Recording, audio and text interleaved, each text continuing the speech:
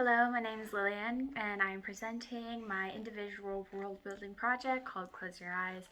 I created many visuals for this project, including comic panels, surreal art, and eventually a 2D animated film for my zenith. Close Your Eyes is a realistic fiction and psychological story about when a mundane office worker can suddenly no longer sleep, and he struggles to continue his normal life while resisting his deteriorating psychosis.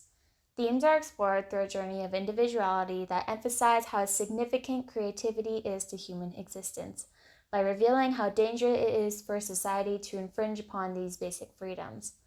It's a man versus self journey that takes place in our world, specifically in urban city.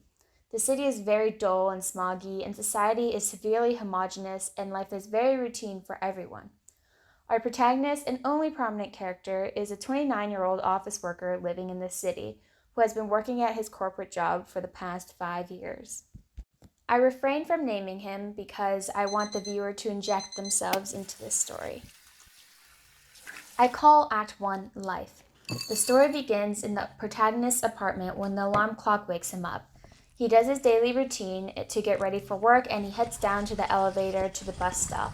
The whole city wakes up, like a bird migration. Everyone commutes to work in an orderly fashion. He has a painstakingly normal day, but when he goes to bed, he cannot fall asleep. First he's calm, but then it persists. He grows annoyed, then frustrated, and panicked and confused, the strongest emotions he's felt in years. His alarm eventually rings again, which marks his first sleepless night.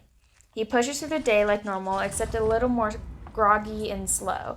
All the while he is thinking why he couldn't sleep. This continues for the next few days. Eventually, he takes time off of work because of guilt that he's slowing productivity of the company, which marks the beginning of Act 2, Metamorphosis. He boards the afternoon train to take home and has his first hallucination. He is frightened and urgently rushes off the train at a random stop. He is lost since he has never actually explored his city. No one does. The next several scenes is the protagonist physically exploring the city while having increasingly frequent and severe hallucinations. His fear of his vision turns into enamorment since he is seeing the world in a whole new light due to his sleep-deprived, induced creativity. These hallucinations are mainly motifs of nature, but also include imagery such as the Rorschach test. The last act is called Death. Despite the title of this act, it's not clear if he actually dies. The ending is quite ambiguous. Essentially, the protagonist is in his final form as a result of his metamorphosis, but he goes insane for a couple reasons. He is physically exhausted, and his insomnia has persisted for several days. But mainly, our world does not support his new self. Like the yellow wallpaper, he becomes entangled in his own thoughts, and his creativity has no outlet to go to. This constraining nature of society is represented by the protagonist reverting to a visually desolate scene, and has an inner monologue. The composition of his actions all mirror the opening scenes of the animation to create a full visual loop. The film may end here, but the experience doesn't. It leaves the viewer thinking, almost haunting them, making them reconsider certain aspects of their life.